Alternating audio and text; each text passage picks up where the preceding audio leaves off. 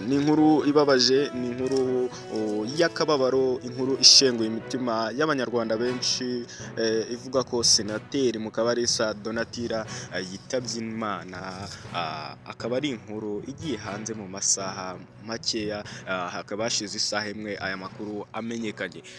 Senateri rero Mukabalisa Donatilla wigeze no kuba perezida w'inteko nshinga amategeko y'umutwe w'abadepite, akaba yitabye Imana azize uburwayi mu bitaro byitiriwe umwami Faisal, aho yari amaze igihe arwariye. Nguhaye ikaze muri aya makuru, namenya n'ibintu nimba ari ubwa mbere ugeze kuri uno muyoboro, banza ukande subscribe. Buri muntu wese akanze subscribe kuri uno muyoboro agenda abona update nk'izi ngizi.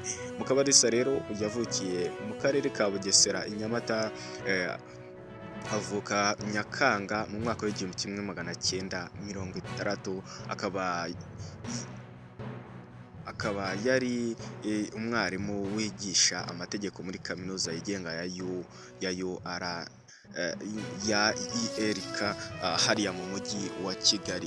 Yakoreye rero mu ishami ry'umuryango w'abibumbye rishinzwe ubuzima OMS, ndetse kandi akorera n'ishami ry'umuryango rishinzwe iterambere UNDP mu gihe cy'imyaka 16 yose. Uyu rero yari umubyeyi w'ingirakamaro ku gihugu ndetse no ku baturarwanda bose. Akaba ari inkuru yashenguye imitima ya benshi hirya no hino, nubwo aya makuru aribwo akijya hanze abantu benshi mutarabimenya.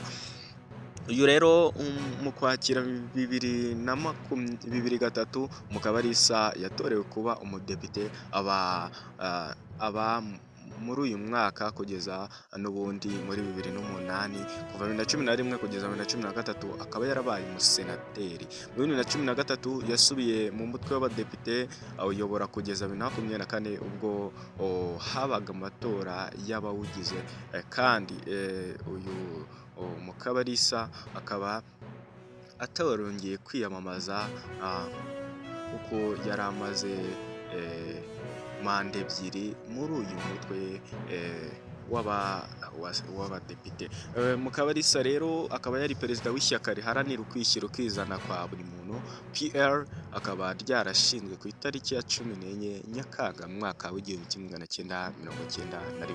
Aho rero nawe niba wumva uyu mumama cyangwa se uyu mubyeyi hari akamaro yakugiriye, jya muri aho muri comment wandikemo rest in peace ubundi bikomereze. Kandi nkubwire ko buri muntu wakanze subscribe kuri uno muyoboro agenda abona update nk'izi ngizi. Tubonane mu kanya.